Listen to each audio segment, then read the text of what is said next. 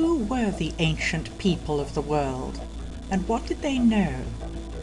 How can we interpret the symbols the ancients left us, appearing majestically on the temple walls?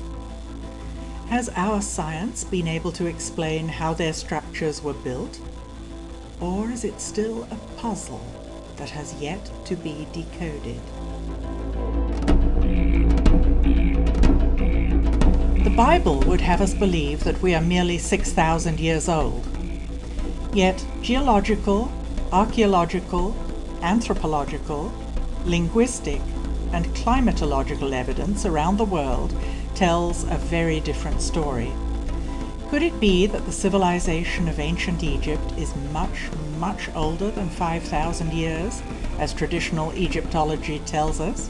Egyptians themselves, in at least one stone tablet and one papyrus, tell the story that ancient Egypt is much, much older than the Egyptologists think it is. To me as a geologist, it's unquestionable that the chronology has to be redone.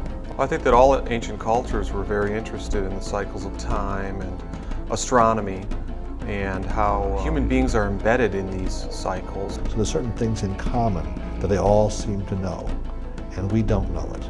And I think our science right now is just beginning to relearn it. We find megalithic sites everywhere around the world. Overwhelmingly, these places, the pyramids, the Stonehenges, were placed on ground where an unusual type of geology naturally concentrates the regular daily electromagnetic fluctuations that occur everywhere on the Earth each day. Traditional Egyptology repeatedly tells a story that the pyramids were built around 2500 BC as tombs for pharaohs, yet no mummies have ever been found in any pyramid in Egypt. Could it be that the pyramids were not tombs? And if not, what function did they have? All of those concepts about it being a tomb are nonsense. In fact, I don't even think there's good evidence that it ever was a tomb for any pharaoh whatsoever. Of all of the wild theories floating around the pyramids, the actual wildest is the one that's accepted without question by all Egyptologists, which is that the pyramids served as tombs. Of all of the theories for which there's zero evidence, that one has zero squared evidence. We don't find mummies in the pyramids. A lot of experiments that have been done that show that there's a certain type of energy that does not exist in our current science. The ancients knew a lot more about it than we do, and they used it in their machines, their devices, their engineering. And the megalith builders designed these structures and then built them in such a way as to further concentrate those energies. So they definitely seem to have known what they were doing. Strange things happen sometimes in sacred sites, and those are clues that the physics that we're taught in school is not everything, that there's something else that can go on. The core of the pyramids, at least at Giza, are made out of one type of limestone. That kind of limestone conducts electricity pretty well.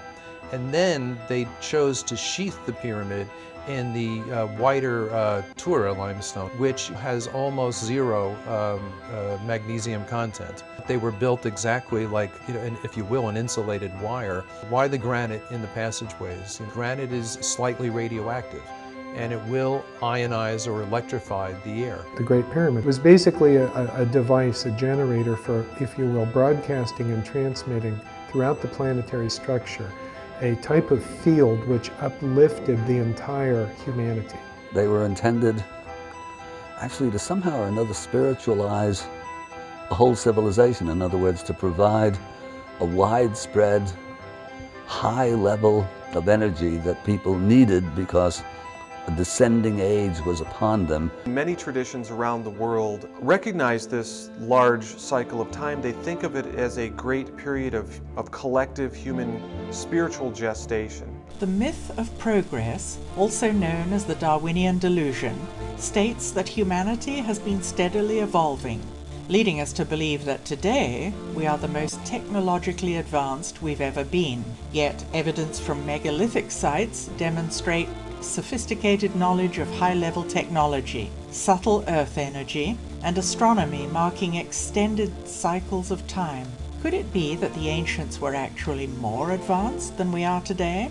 And it's somewhat counterintuitive to what we've learned in our own Western education, that it's referred to as the myth of progress, that human beings today are in all ways superior to human beings that came before. It's simply not true. What we refer to as history that began some 6,000 years ago is really the advent of a different style of social organization that's typified by the dominator mode, hierarchies of dominance, warring deities, warring mythologies, and control systems.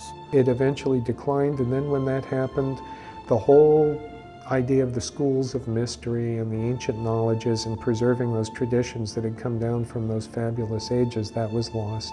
And then eventually it was ridiculed, and then finally it had to go underground because people would either actively burn those texts or, persecute the people who had that belief system. And I think at that point, we were in the Dark Ages.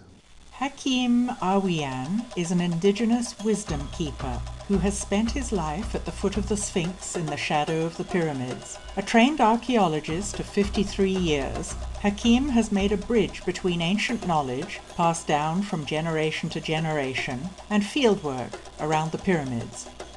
What we have of ruins here, it's the latest walls built upon the ground level. So how about the lower level? You can see it with your naked eye. In the museum, you have statues. You notice that the woman put the arm around the man's shoulder.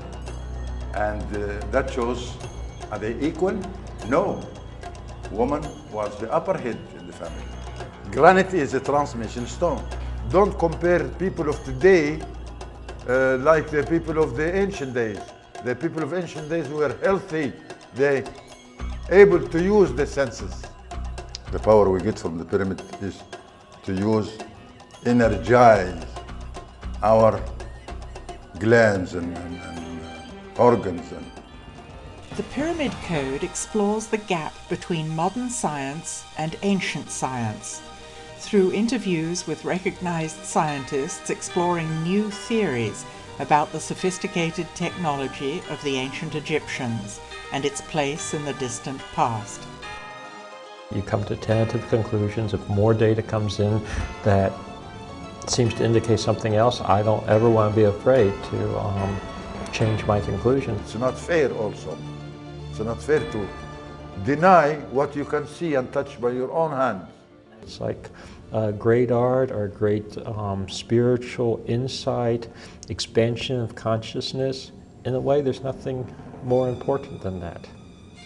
And I think that was one of the primary functions of structures like the Great Pyramid. It's good for healthy life, to keep life healthy. Perhaps our science is ready to rediscover the secrets of the ancients. Perhaps we can now crack the Pyramid Code.